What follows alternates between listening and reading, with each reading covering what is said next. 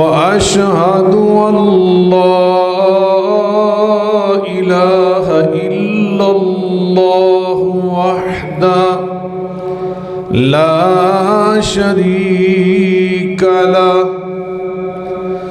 وأشهد أن محمدًا عبده ورسوله صلى الله عليه وعلى آله وسلم إن الله وملائكته يصلون على النبي يا أيها الذين آمنوا صلوا عليه وسلموا تسليما اللهم صل على محمد وعلى آل محمد كما صليت على إبراهيم وعلى آل إبراهيم إنك حميد مجيد اللهم بارك على محمد وعلى آل محمد كما باركت على إبراهيم وعلى آل إبراهيم إنك حميد مجيد سبحانك لا علم لنا إلا ما علمتنا إنك أنت العليم الحكيم رب اشرح لي صدري ويسر لي أمري واحلل عقدة من لساني يفقهوا قولي أما بعد فإن خير الحديث كتاب الله وخير الهدي هدي محمد صلى الله عليه وعلى آله وسلم وشر الأمور محدثاتها وكل محدثة بدعة وكل بدعة ضلالة وكل ضلالة في النار أعوذ بالله السميع العليم وبوجهه الكريم وسلطانه القديم من الشيطان الرجيم بسم الله الرحمن الرحيم وآت ذا القرب حقه والمسكين وآت ذا القرب حقه والمسكين وابن السبيل ولا تبذر وبذر تبذيرا إن المبذرين كانوا إخوان الشيطان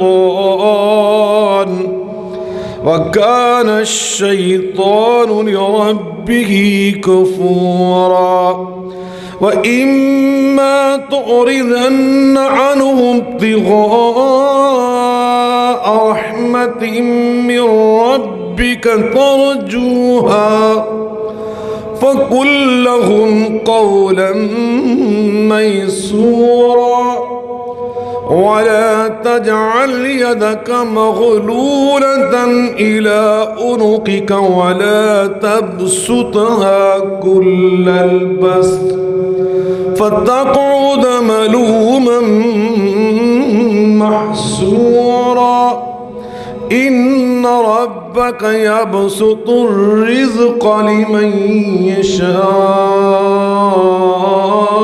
ويقدر إنه كان بعباده خبيرا بصيرا.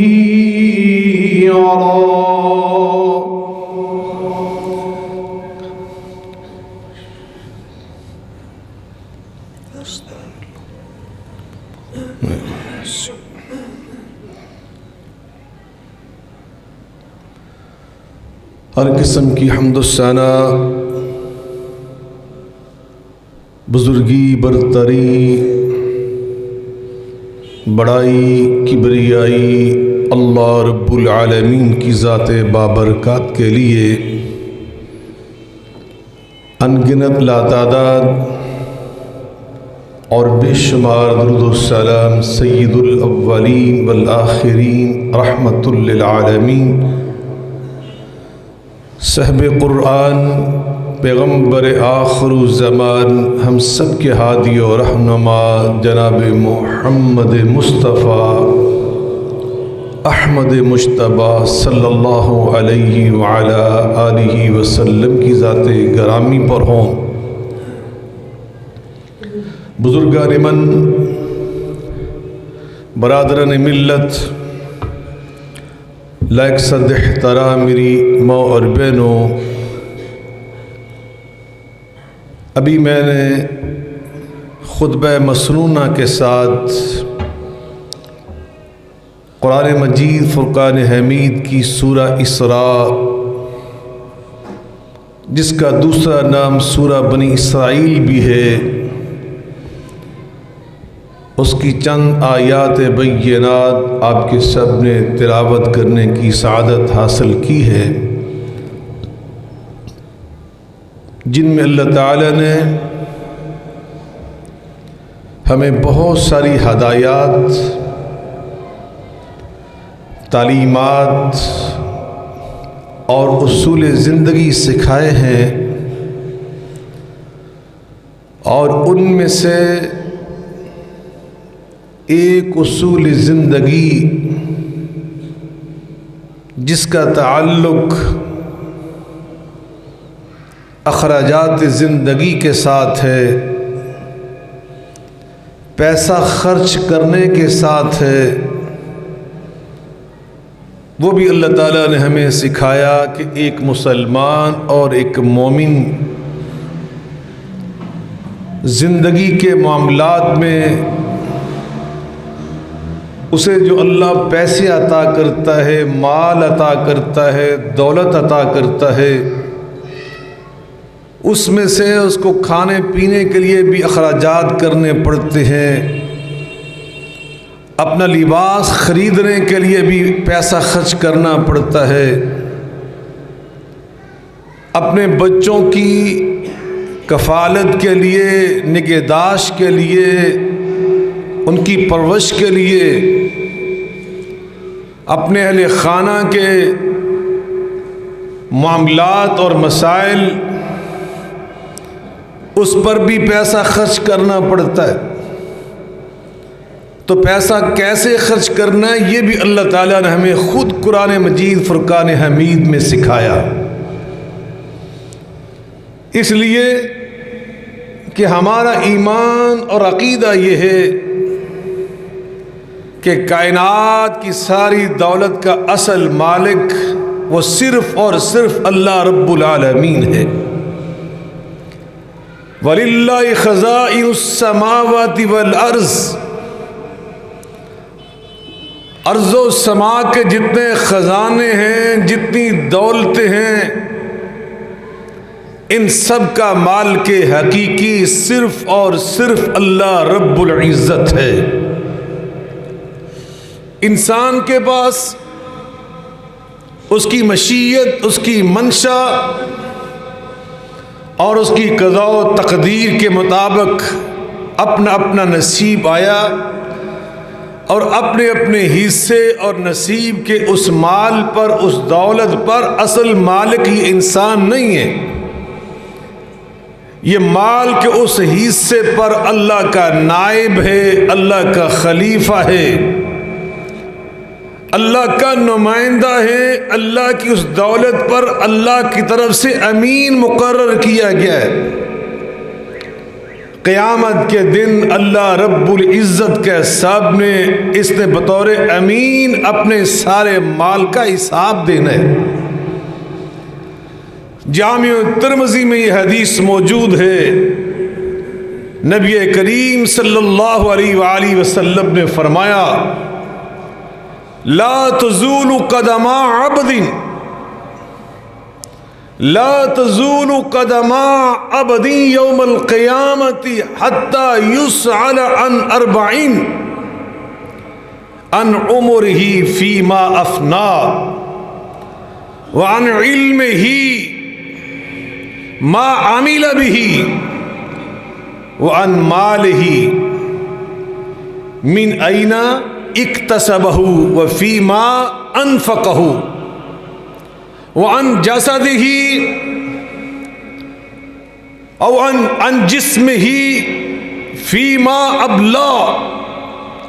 نبی کریم صلی اللہ علیہ وآلہ وسلم نے فرمایا، قیامت کے دن اللہ کی عدالت سے ہر انسان کے قدم اتنی دیر تک نہیں ہٹیں گے جب تک بنیادی 4 سوالات کا جواب نہیں دے پائے گا۔ سب سے پہلا سوال اس کی عمر کے بارے میں، زندگی کے بارے میں، کہاں کھپا کر آئے ہو، اس کے علم کے بارے میں کہ علم کے مطابق عمل کتنا کیا۔ تیسرا سوال اس کے مال کے متعلق، کہاں سے کمایا، کہاں پہ خرچ کیا۔ پھر اس کے جسم کے بارے میں، اسے کہاں پر تم نے بوسیدہ کیا، کہاں اس کو تھکایا۔ تو معلوم ہوا مال اللہ کی نعمت ہے اور اصل مالک اللہ ہے، اور انسان اللہ کا اس مال پر نمائندہ ہے، خلیفہ ہے، امین ہے، اور قیامت کے دن اس کے بارے میں اس نے جواب دینا ہے۔ چنانچہ اللہ تعالیٰ نے مال کو خرچ کرنے کے بارے میں حدود مقرر کر دی۔ کوئی نمائندہ اپنے مالک کی حدود کو کراس نہیں کر سکتا، کوئی نمائندہ، کوئی مندوب اپنے مالک کی متعین شرائط اور حدود کو کراس نہیں کرتا، ان حدود کے اندر رہ کر وہ اپنی ذمہ داریاں ادا کرتا ہے۔ جب تک ان حدود کے اندر رہ کر اپنے فرائض، اپنے واجبات، اپنی ڈیوٹیاں اور اپنی ذمہ داریاں ادا کرتا ہے، وہ بہترین نمائندہ، وہ ایک کامیاب نمائندہ متصور ہوتا ہے۔ اور اگر اپنے مالک کی طے کردہ شرائط، حدود و قیود کو پھلانگتا ہے، خود ہی رسول و ضوابط کو توڑ دیتا ہے، تو ناکام، نامراد، وہ سرکش، وہ بطور نمائندہ بااعتماد نمائندہ شمار نہیں ہوتا۔ یہ ایک عام انسان کا، عام انسان جب نمائندہ بنتا ہے تب اس کے بارے میں ہم یہ کہتے ہیں۔ اور جب نمائندہ ہو اپنے مالک کا، اپنے رب کا، اور میرے رب نے حدود و قیود مقرر کی، تم خرچ کرو لیکن ان حدود کے اندر اگر ان حدود کے اندر رہ کے بندہ خرچ کرتا ہے تو وہ اللہ کا غلام شمار ہوتا ہے، کامیاب انسان، بہترین اللہ کا نمائندہ، اللہ کا فرما بردار، اللہ کا اطاعت گزار، اللہ کا وفا شعار۔ اور اگر ان حدود کو توڑتا ہے، اللہ کی ان شرائط کو پھلانگ جاتا ہے، وَمَن يَتَعَدَّ حُدُودَ اللَّهِ، اللہ نے جو حدود مقرر کی ان کو توڑ کے آگے چلا جاتا ہے، تو پھر اللہ فرماتے ہیں اِنَّ الْمُبَذِّرِينَ كَانُوا إِخْوَانَ الشَّيَاطِينَ، یہ شیطانوں کے بھائی ہیں، یہ انسان نہیں ہے، یہ میرے غلام نہیں ہے، یہ میرے فرما بردار نہیں ہے۔ ان المبذرین كانوا اخوان الشیاطین، یہ شیطانوں کے ساتھی، یہ شیطانوں کے بھائی ہیں۔ اب اللہ نے ہمیں مال خرچ کرنے کے بارے میں کیا فرمایا، کیا تعلیم دی؟ اللہ تعالیٰ فرماتے ہیں یا بنی آدم خذوا زینتکم عند کل مسجد وَكُلُوا وَاشْرَبُوا وَلَا تُسْرِفُوا يَا بَنِي آدم خُذُوا زِينَتَكُمْ عِنْدَ كُلِّ مَسْجِدٍ وَكُلُوا وَاشْرَبُوا وَلَا تُسْرِفُوا إِنَّهُ لَا يُحِبُّ الْمُسْرِفِينَ۔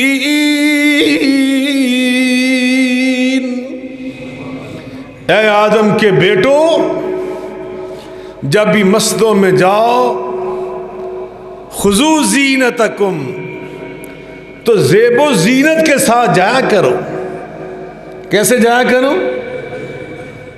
ہم تو اس کے الٹے نا، عدالت میں جانا ہو تو اچھا لباس، سسرال میں جانا ہو تو اچھا لباس، بازار میں جانا ہو تو اچھا لباس، دفتر میں جانا ہے تو اچھا لباس، اور مسجد میں آنا ہے تو تب میلے کچیلے کپڑے پہن کر۔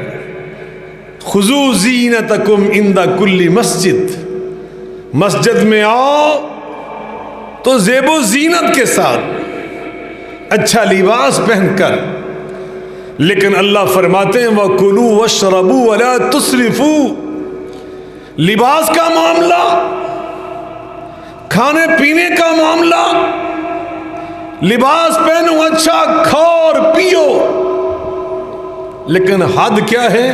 وَلَا تُسْرِفُوا، اسراف نہ کرنا۔ اسراف فضول خرچی جس کو ہم کہتے ہیں، فضول خرچی مت کرنا۔ فضول خرچی یعنی جو فضول ہے، بیکار ہے۔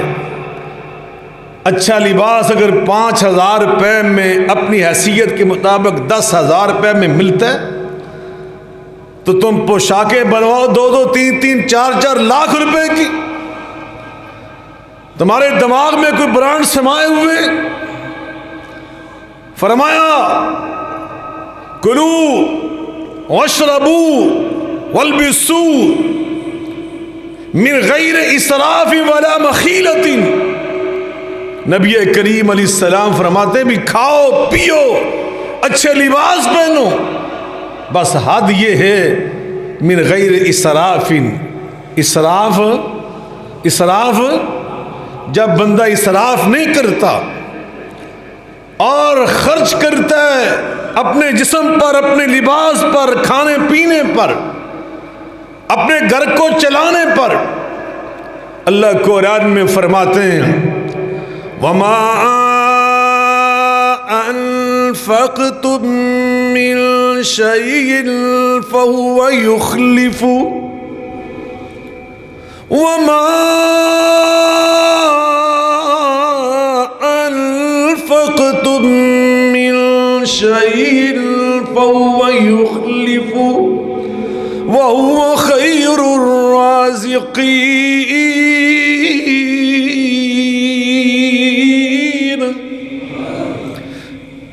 اللہ تعالیٰ فرماتے ہیں تم جو بھی اللہ کی راہ میں خرچ کرتے ہو نا، اللہ اس کا نعم البدل عطا کرتا ہے، جو کہ اللہ بہترین رازق ہے۔ جو بھی تم خرچ کرتے ہو، حضرت امام حسن بصری، امام مل کے بولیں، نام یاد کرے اللہ والوں کے، امام حسن بصری رحمت اللہ علیہ فرماتے ہیں ما انفق رجل علی اہلہ من غیر اسراف ولا تقتیر فهو فی سبیل اللہ۔ جب بندہ خرچ کرتا ہے بغیر اسراف کے، بغیر فضول خرچی کے، اپنی بیوی پر، اپنے بچوں پر، تو وہ کیا ہوتا ہے؟ فَهُوَ فِي سَبِيلِ اللَّهِ، اللہ اس کا خرچ کرنا فی سبیل اللہ شمار فرماتا ہے، اس کو نفع ملتا ہے، اجر ملتا ہے، ثواب ملتا ہے۔ اللہ اکبر، فَهُوَ فِي سَبِيلِ اللَّهِ، بس شرط یہ ہے من غیر اسراف ولا تقتیر، نہ اس میں بخل ہو، ایک یہ حد ہے، نہ اس میں اسراف ہو، یہ دوسری حد ہے، درمیان میں التوسط، اعتدال۔ وعباد الرحمن الذين يمشون على الأرض هونا وإذا خاطبهم الجاهلون قالوا سلاما والذين يبيتون لربهم سجدا وقياما والذين يقولون ربنا اصرف عنا عذاب جهنم إن عذابها كان غراما إنها ساءت مستقرا ومقاما والذين إذا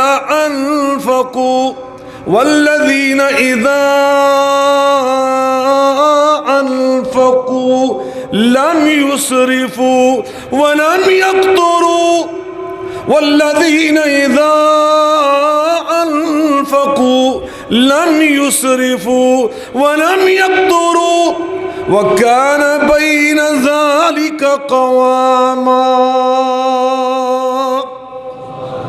فرمایا اللہ کے بندے، اللہ کے سچے غلام، ان کی نشانیاں کیا ہیں؟ اللہ نے وہ نشانیاں بیان فرمائی، ان میں ایک نشانی یہ بھی بیان فرمائی، والذین اذا انفقوا، جو وہ خرچ کرتے ہیں، لم یسرفوا، تو نہ اس حد کو توڑتے ہیں جس کا نام فضول خرچی، ولم یقتروا، نہ اس حد کو آ کے توڑتے جس کا نام بخل اور کنجوسی۔ تو وہ کیسے خرچ کرتے ہیں؟ وَكَانَ بَيْنَ ذَلِكَ قَوَامًا، فضول خرچی اور بخل کے درمیان جو راستہ بنتا ہے وہ اس پر چل کر اخراجات کرتے ہیں۔ ان کے خرچ کرنے میں نہ کنجوسی ہوتی ہے اور نہ ہی فضول خرچی ہوتی ہے، اعتدال ہوتا ہے، وقار ہوتا ہے، عزت ہوتی ہے۔ اللہ اکبر۔ اللہ تعالیٰ نے شب معراج نبی پاک علیہ السلام کو آسمانوں سے بھی اوپر بلا کر اس امت مسلمہ کے لیے، اسلامی ریاست کے لیے جو 14 بنیادی اصول عطا فرمائے۔ الحمدللہ اس طالب علم کا جو تھیسس ہے ڈاکٹریٹ اور پی ایچ ڈی کا، وہ بھی اسی موضوع پہ، اور اس میں یہ بھی ایک پورا چیپٹر ہے خرچ کیسے کیا جائے۔ ایک اسلامی معاشرہ، ایک اسلامی سوسائٹی، ایک اسلامی ریاست، 14 اصول زندگی اللہ نے عطا فرمائے، آسمانوں سے بھی اوپر بلا کر اپنے حبیب مکرم رسول معظم جناب محمد اکرم صلی اللہ علیہ وآلہ وسلم، ان میں یہ فرمایا، کیا فرمایا اللہ رب العالمین نے؟ وَآتِ ذَا الْقُرْبَ حَقَّهُ وَالْمِسْكِينَ وَابْنَ السَّبِيلِ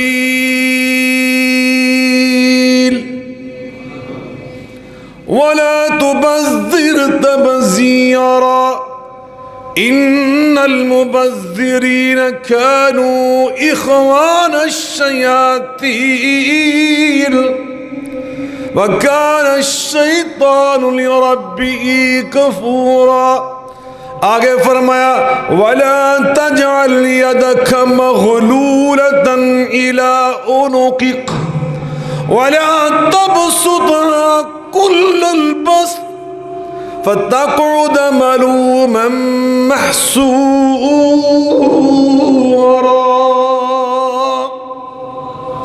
میرے اللہ فرماتے ہیں جب تم نے پیسہ خرچ کرنا ہے تو دو حدوں میں سے کسی ایک حد کے قریب بھی نہیں جانا. پہلی حد وَلَا تَجْعَلْ يَدَكَ مَغْلُولَةً إِلَىٰ عُنُقِكَ، بخیل نہیں بن جانا. دوسری حد وَلَا تَبْسُطْهَا كُلَّ الْبَسْطِ، کہ بالکل ہاتھ ہی کھول دینا، کنٹرول ہی نہیں ہے، پیسے کو سنبھالنا ہی نہیں ہے.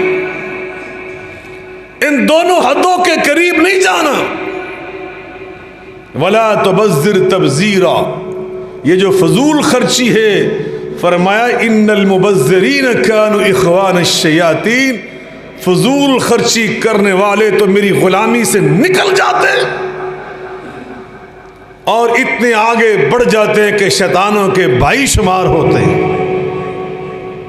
تم فضول خرچی کو ایک عام گناہ سمجھتے ہو، اور اسراف اور تبذیر میں فرق یہ دونوں فضول خرچی ہوتی ہے، اسراف بھی تبذیر بھی. مگر اسراف اس فضول خرچی کو کہتے ہیں کہ جو جائز کام میں حد سے بڑھ کے کی جائے، جو اخراجات جائز کام میں حد سے بڑھ کر کیے جائیں وہ اسراف. مثلا لباس پہننا یہ ہمارے اوپر ضروری ہے، جائز ہے. اب آپ بہت زیادہ مہنگا لباس خریدیں تو یہ اسراف ہے. اور تبذیر اس فضول خرچی کو کہتے ہیں کہ جو حرام کام میں کی جائے. انگوٹھی سونے کی پہننا مرد کے لیے، مل کے بولے، اور تو یہ دو ماشیدی بھی پہنو گے تب بھی وہ تبذیر ہے، وہ حرام ہے. تو فرمائے جائز کام میں بھی فضول خرچی حرام، اور حرام اور نجائز کام میں تو وہ ہے ہی نجائز، وہ تبذیر. اس سے بچو. دونوں حدیں اللہ نے منع کر دی.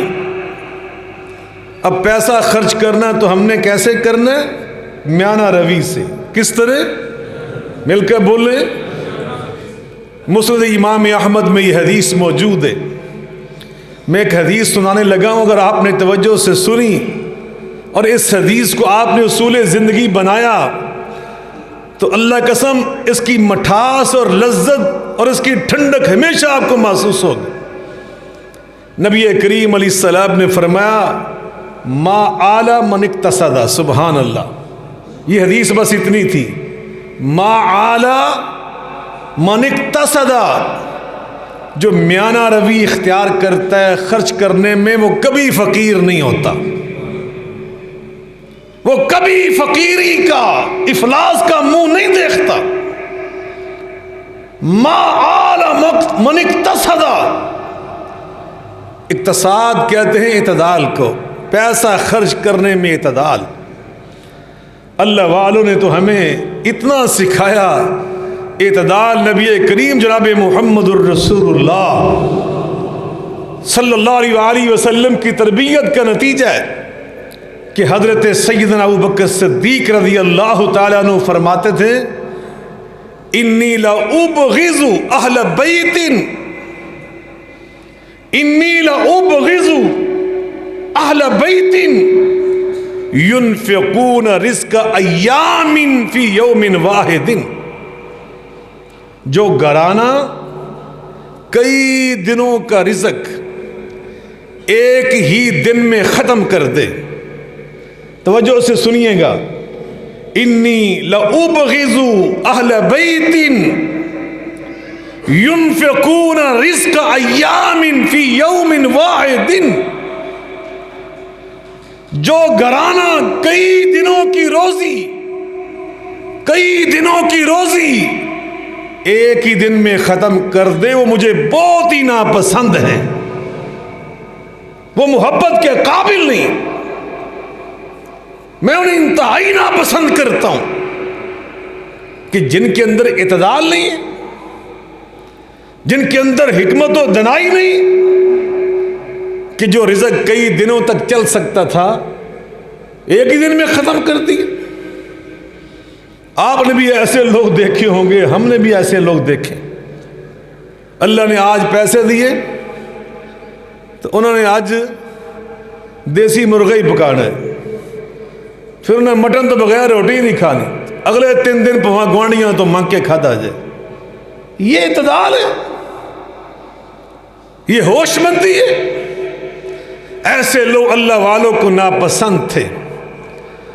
حضرت سیدنا علی المرتضیٰ کرم اللہ وجہ الکریم، وہ تو ہمیں اعتدال کا معاملہ یہاں تک سکھاتے ہیں، یہاں تک وہ فرماتے ہیں احبب حبیبک ہون ما، احبب حبیبک ہون ما عسى ان يكون بغيضك في يوم ما،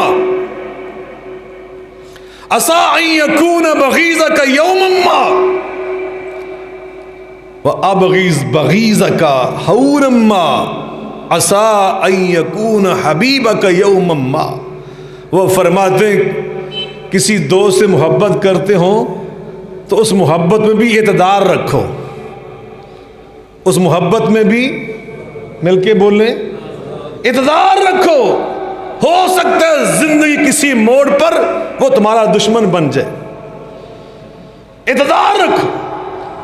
اور اگلا جملہ بڑا عجیب فرماتے ہیں ابغض بغیضک ہون ما، کسی سے بغض رکھو، دشمنی رکھو تو اس میں بھی اندے وچ بھی حد کراس نہ کرو، اعتدال رکھو، اس لیے کہ عسیٰ ان یکون حبیبک یوما ما، کسی دن وہ تمہارا دوست بھی بن سکتا ہے، تمہاری اس کے ساتھ قربت بھی ہو سکتی ہے۔ پھر انسان کی آنکھیں نیچے ہوتی، انسان نے بکواس کی ہوتی ہے، بدتمیزی کی ہوتی ہے، زبان درازی کی ہوتی ہے، پھر انسان کو حیا آتی۔ اعتدال رکھو زندگی کے ہر معاملے میں۔ وَكَذَلِكَ جَعَلْنَاكُمْ أُمَّةً وَسَطًا لِتَكُونُوا شُهَدَاءَ عَلَى النَّاسِ وَيَكُونَ الرَّسُولُ عَلَيْكُمْ شَهِيدًا۔ اللہ فرماتے ہیں ہم نے تو تمہیں امت وسط بنا کر بھیجا، امت اعتدال بنا کر بھیجا۔ نبی کریم علیہ السلام نے فرمایا ان اللہ کرہ لکم قیل وقال وکثرت السؤال وعداۃ المال، 3 چیزیں اللہ کو بڑی ناپسند ہے۔ ایک قیل وقال، ادھر کی بات سن کر ادھر کر دی، ادھر کی بات سن کر ادھر کر دی، یہ بہت ناپسند ہے میرے اللہ کو۔ وکثرت السؤال، اور ایسے سوال کرتے رہنا، ایسے مسئلے پوچھتے رہنا۔ ایک ہوتا ہے انسان کو ضرورت ہوتی ہے مسئلہ پوچھنے کی، ضرور پوچھنا چاہیے، لیکن یہ ہوتا ہے چسکے لینا، اس مولوی سے پوچھا، اس مولوی سے پوچھا، اس سے جا کے پوچھا، یہ بالکل منع ہے۔ کثرت السوال جو ہے یہ یہودیوں کا طرز عمل تھا۔ تیسرا فرمایا وَإِضَاعَةَ المال، اللہ کا دیا ہوا مال ضائع کرنا۔ اللہ کے مال کو مل کے بول لیں، زور سے بول لیں۔ ولیموں کی دعوت دیکھ لیں ہم کیا کرتے ہیں۔ اب تو شادی کے اوپر واللہ حیران ہوتا ہے بندہ، بڑی بڑی دعوتیں۔ میں ایک نکاح پڑھانے گیا تو انہوں نے کہا جی میں نے نکاح پڑھایا، بہت بڑا انہیں اہتمام کیا تھا، تو انہوں نے کہا جی کل بھی تسی آنا جی۔ میں کہا کل کی؟ انہوں نے کہا جی رخصتی، تو میں کہا آج کی ہے؟ انہوں نے کہا جی آج نکاح کلا۔ میں اور ایک دن رخصتی سے چلا گیا، رخصتی خورے کڈی وڈی۔ انہوں نے پھر میں نے مجبور کیا دوست، انہوں نے کل پھر آنا جی۔ میں کل کی؟ انہوں نے کل ولیمہ ہے۔ پھر میں ولیمے سے چلا گیا، میں نے پتہ لگا جناب انہیں پہلے مہندی کی تھی، وہ مہندی بھی ایڈی وڈی سی۔ یہ اضاعت المال ہے میرے بھائیوں، یہ مال کی بربادی ہے۔ اللہ کے ہاں اللہ کی قسم ہم نے ان چیزوں کا جواب دینا ہے. کیا جواب دیں گے؟ نبی پاک صلی اللہ علیہ وسلم نے فرمایا وہ اللہ کو دعوت انتہائی ناپسند ہے جس میں غریبوں کو نہ بلایا جائے، صرف امیروں کو بلایا جائے. ہم تو بلاتے ہی اس بنیاد پر سٹیٹس اور فلاں چیز اور فلاں چیز. اللہ کے لیے کام کرنے سیکھو. یہ جو اللہ کا مال ہے یہ اللہ کی امانت ہے میرے پاس آپ کے پاس. اس کے معاملے میں اللہ کے لیے اپنے آپ کو جو ہم نے قیامت کو جواب دینا تیاری کرو. اس کی کیا جواب ہوگا ہمارے پاس جب بھی پیسہ خرچ کرو یہ سوچ کے کرو اس کے بارے مجھ سے اللہ کے ہاں سوال ہونا ہے. سوال مل کے بولیں، مجھ سے پوچھا جانا ہے، میں نے جواب دینا ہے اللہ رب العالمین کو.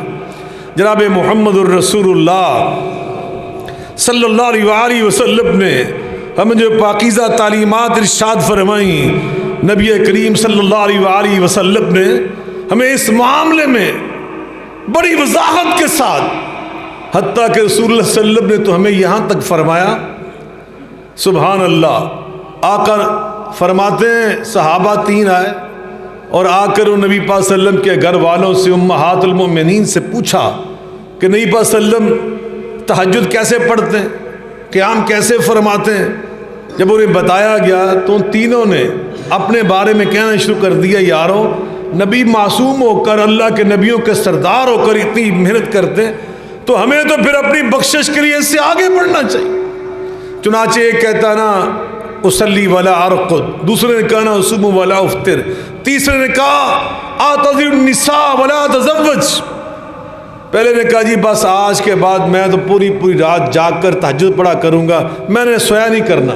دوسرے نے کہا بس آج کے بعد میں روزانہ نفلی روزے رکھنے میں نے کبھی چھوڑنا ہی نہیں. تیسرے نے کہا میں نے شادی کرنی نہیں، بس میں دین کے لیے اللہ کی بات کے لیے وقف رہوں گا. نبی پاک صلی اللہ علیہ وسلم نے تینوں کو بلا لیا اور فرمایا تم نے یہ باتیں کی، انی اتقاکم للہ واشقاکم لہو، تم میں سب سے زیادہ اللہ سے ڈرنے والا تقوی والا اللہ نے مجھے بنایا ہے. انا اصلی وارقد، میں تہجد بھی پڑھتا ہوں رات کو سوتا بھی ہوں. اصوم و افطر، کبھی روزے رکھتا ہوں کبھی چھوڑتا ہوں. النکاح من سنتی، میں نے نکاح کیے پھر میں نے اللہ کا ذکر کیا ہے، اللہ کے دین کی خدمت کی ہے. تو اعتدال سکھایا عبادت میں، زندگی کے ہر معاملے میں رسول اللہ صلی اللہ علیہ وسلم نے اعتدال توسط سکھایا. اللہ اکبر. آپ نے 2 ستونوں کے درمیان ایک رسی بندھی ہوئی دیکھی. آپ نے پوچھا یہ رسی کس نے باندھی؟ عرض کیا گیا آپ کی اہلیہ محترمہ ام المؤمنین نے باندھی ہے. کہا کس لیے؟ کہا جب وہ رات تہجد پڑھتی ہیں تو جب سست ہوتی ہیں تو اس کے سہارے اپنے آپ کو وہ کھڑا رکھتی ہیں. آپ نے فوراً اتروا دی اور کہا جب جسم میں طاقت ہو، نیند کا غلبہ نہ ہو، پھر تہجد پڑھا کرو. اللہ تعالیٰ نہیں اکتاتا، انسان اکتا جاتے. یعنی یہاں تک اعتدال سکھایا گیا، توسط، میانہ روی. تو میرے بھائیو اللہ تعالیٰ نے ہمیں میانہ روی میں یہ بھی سبق دیا، وَآتِ ذَا الْقُرْبَ حَقَّهُ وَالْمِسْكِينَ وَابْنَ السَّبِيلِ. جو ہمارے عزیز و اقارب ہیں ان پہ بھی خرچ کیا کرو، ان کا حق دیا کرو. اور جو سفید پوش لوگ ہوتے ہیں جنہیں مسکین قرآن کی اصطلاح میں کہا جاتا ہے ان پہ بھی خرچ کیا کرو. وابن السبیل، اور جو ابن السبیل کا مطلب راستے کا بیٹا یعنی فرزند راہ، مسافر جس کو ہم کہتے ہیں. جو مسافر ہے اس کا حق بھی مل کے بولنے ادا کیا کرو. تو جے مسافر پھنس جائے مریض اندر تو پھر 2000 کا کمرہ انہوں 50,000 روپے چ دیا کرو. یہ اسلام کی تعلیم. اور نحوست کے مارے ہوئے انسانوں، وہ مسافر لوگ، مصیبت کے مارے ہوئے لوگ، मासूम बच्चों को लेकर तुम्हारी बस्ती में आए हुए लोग और तुम्हारे हम वतन,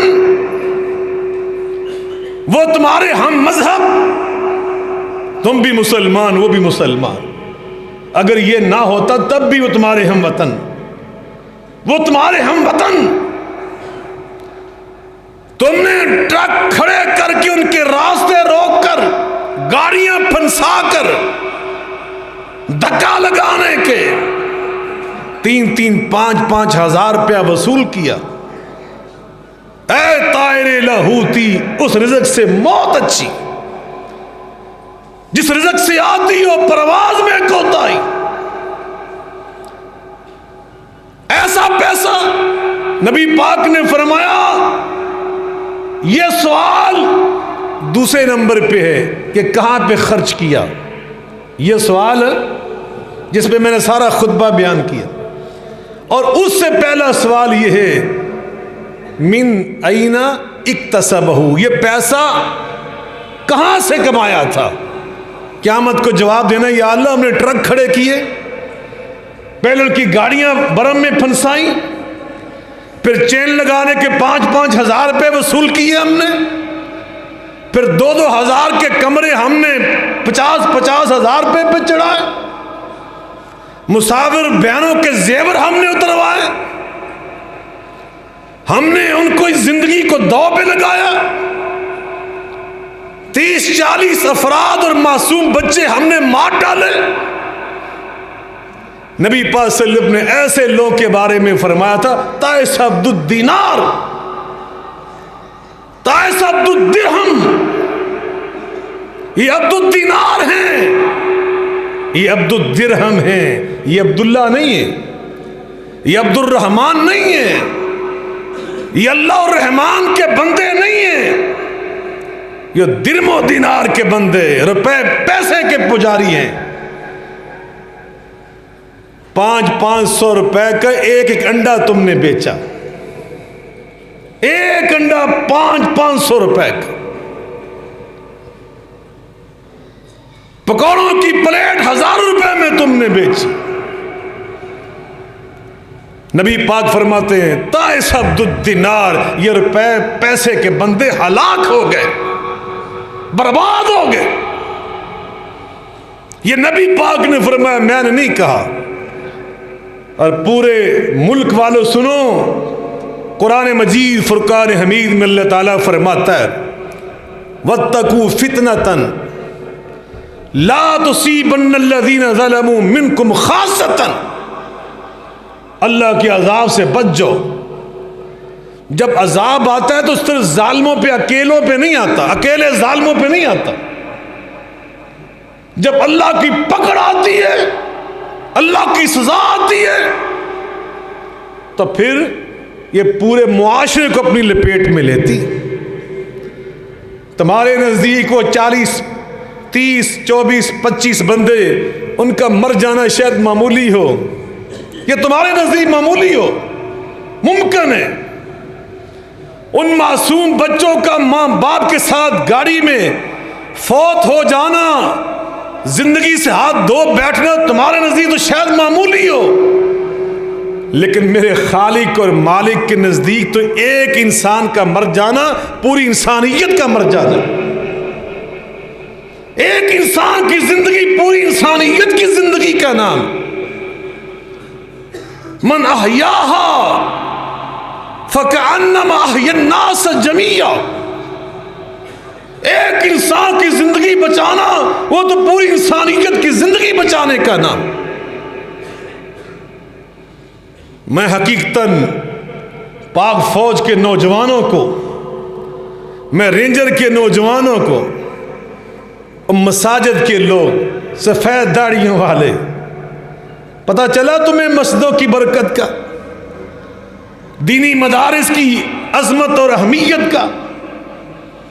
अगर कोई सहारा बना तो मस्जिदों के लोग, नमाजी लोग, मदारिस के लोग, दीनी वर्कर और पाक फौज के नौजवान, रेंजर के नौजवान, पुलिस के कुछ नौजवान, اللہ ان کو اجر عظیم عطا فرمائے. ان کی بھی جان ہماری جیسی ہوتی ہے. تم نے پیسے کو اپنی زندگی اور موت بنا لیا. پیسہ کمانا حرام نہیں ہے، جائز طریقے سے، حلال طریقے سے، دوسروں کی ہمدردی کر کے، خیر خائی کر کے. اب بھوکے مر رہے ہیں کچھ دنوں سے، واویلا کر رہے ہیں سوشل میڈیا کے اوپر. یہ اللہ کی پکڑ ہے تمہارے لیے. یاد رکھنا قرآن مجید فرقان حمید میں اللہ تعالیٰ فرماتے ہیں ضرب اللہ مثلا قریۃ کانت آمنۃ مطمئنہ یأتیہا رزقہا رغدا من کل مکان فکفرت بانعم اللہ فأذاقها اللہ لباس الجوع والخوف بما كانوا يصنعون. اللہ فرماتے ہیں میں نے تمہیں ایک بستی کی مثال سنائی، بڑی خوشحال تھی، اور مجھے مری کا علاقہ واللہ العظیم یہ قرآن کی آیت پوری اس پہ فٹ ہوتی نظر آ رہی. یاتیہا رزقہا راغدا من کل مکان، ہر طرف سے لوگ وہاں آ رہے تھے رزق لے کر، رزق پہنچ رہا تھا. فکفرت بانعم اللہ، لیکن اللہ کے نہ شکرے نکلے، اللہ کے وابن السبیل اور مسافروں کا حق اللہ نے قرآن میں نازل کیا. پتہ کیسے؟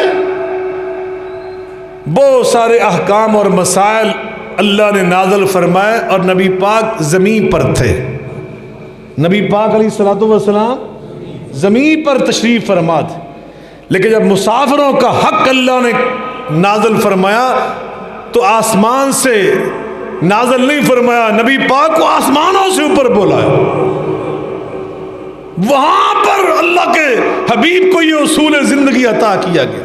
وَآتِ ذَا الْقُرْبَ حَقَّهُ، حق ادا کرو، حق رشتہ داروں کا، مسکینوں کا، وابن السبیل اور مسافروں کا. اللہ کی ناشکری کی، پھر اللہ نے ان سے خوشحالی چھین لی. یہ تمہارے ہوٹل بیکار ہو جائیں گے، ویرانے چھا جائیں گے تمہاری سرکت سے. اللہ سے معافی مانگو، اس معاشرے سے معافی مانگو. اور جو کالی بھیڑیں بیٹھی ہیں میں ان کے بارے میں بھی حکومت سے عرض کرنا چاہتا ہوں. ہمارے بعض محکموں میں جو کالی بھیڑیں، جب علم تھا، یقینی علم ہے کہ پارکنگ اتنے ہزار گاڑیوں کی، اس سے 3 گنا زیادہ گاڑیاں وہاں پہ داخل کرنا، یہ کوئی ہوش نہیں ہے ان کو. ہزار روپے رشوت لے کر ٹول پلازے پر ان کو گزرنے دیا گیا. خود غلط راستے ان لوگوں نے سمجھائے. ان کو تلاش کیجئے، ان کو سزا دیجئے، تاکہ آئندہ کے لیے ہم ایسے صدمات اور سانحات سے محفوظ رہے. اللہ کرے کہ ہمارے ملک کے اندر ہر محکمہ اپنی ذمہ داریاں ادا کرنے والا بن جائے. ہر کام ہم لا کر پھر رینجر کے کندھے پہ پھینک دیتے ہیں، آئے جی فوج، آئے جی رینجر، آئے جی فلاں. اب بندے مر رہے ہیں، کوئی راستہ ہی نہیں ہے. ان کا جسم انسانوں کا نہیں ہے. اضافی ذمہ داریاں جب ان پہ ڈالتے تو تم کس چیز کی، کس مرض کا علاج؟ اپنا اپنا کام سب کرو، اپنی ذمہ داریاں ادا کرو. آخری بات یہ کہنا چاہتا ہوں میرے بھائیوں، نبی کریم علیہ السلام نے فرمایا خیر الناس من ينفع الناس، بہترین انسان وہ ہوتا ہے جو دوسرے انسانوں کے لیے کیا ہوتا ہے؟ نفع بخش، فائدہ مند، برکت والا. قرآن مجید میں اللہ فرماتے ہیں اما ما ينفع الناس فيمكث في الارض، جو اللہ کے دوسرے بندوں کو نفع پہنچاتا ہے اللہ اس کو استحکام عطا کرتا ہے۔ الحمدللہ پاکستان میں سارے لوگ ایسے نہیں ہیں، اور مری کے اندر بھی سارے ایسے نہیں ہیں۔ وہ جو نمازی تھے وہ بھی مری کے لوگ تھے، وہ سفید داڑھیوں والے جو بیچارے آئے میدان میں وہ بھی وہی کے رہنے والے، لیکن دین نے انہیں یہ جذبہ عطا کیا، ایمان نے انہیں یہ جذبہ عطا کیا، مسجدوں نے، مدارس نے انہیں یہ جذبہ عطا کیا۔ اللہ کے دین کے ساتھ وابستہ ہونا اپنے لیے شرف سمجھو، اپنے لیے سعادت سمجھو، اپنے لیے نفع سمجھو۔ میرے بھائیوں، چترال میں جاؤ، گلگت میں جاؤ، بلتستان میں جاؤ، سکردو میں جاؤ، جا کے دیکھو الحمدللہ وہاں بھی پاکستانی لوگ رہتے ہیں۔ ابھی میں سکردو میں گیا، آپ حیران ہو گئے، بہت بڑا علاقہ ہے۔ سکردو کی جیل میں بہت بڑی جیل ہے، اور اس جیل میں پتہ کتنے قیدی تھے؟ صرف 2 قیدی تھے۔ بڑی جیل میں صرف 2 قیدی، کہ وہاں پہ جرم ہوتا ہی نہیں، زیرو ہے، زیرو، نہ وہاں پہ قتل، نہ وہاں پر برائی، نہ جیب تراشی، نہ چوری، نہ ڈکیتی۔ علم ہے وہاں پر، لوگ پڑھے لکھے ہیں، تعلیم یافتہ، اور وہ بھی پاکستان کا حصہ ہے۔ آپ کہیں پھنس جائیں تو 100 بندہ آپ کی مدد کے لیے وہاں پہ آئے گا۔ اللہ تعالیٰ یہ ماحول پورے پاکستان میں پیدا کرے، یہ خوشبو اللہ تعالیٰ عام کر دے، اور اس چیز میں وہاں کے علماء کا بہت بڑا کردار ہے، دینی اداروں کا بہت بڑا کردار ہے۔ اللہ تعالیٰ ہمارے بھی اس ماحول میں جو دینی مدارس ہیں ان کو مضبوط کر دے۔ ہماری تعلیم گاہیں، جو سکولز ہیں، کالجز ہیں، یونیورسٹیز ہیں، ہم نے تو سارا کا سارا مادی سسٹم بنا دیا، ہم نے تو تعلیم کو بھی پیسہ کمانے کا ذریعہ بنا دیا۔ یہ کوئی پیسہ کمانے کا ذریعہ تھا یہ تعلیم یا ایجوکیشن؟ تعلیم و تربیت کو خدا اللہ کے لیے الگ کرو ان چیزوں سے۔ ہر چیز سے پیسہ نہیں کمایا جا سکتا۔ تو بہرکیف اللہ تعالیٰ ہمیں رزق حلال کمانے اور اس پر قناعت کرنے اور اللہ کی راہ میں خرچ کرنے، اپنی ضروریات زندگی پر اقتصاد کے ساتھ، اعتدال کے ساتھ، میانہ روی کے ساتھ خرچ کرنے کی توفیق عطا فرمائے۔ اللہ اپنی مخلوق کے ساتھ ہمیں بھلا کرنے کی توفیق عطا فرمائے۔ وآخر دعوانا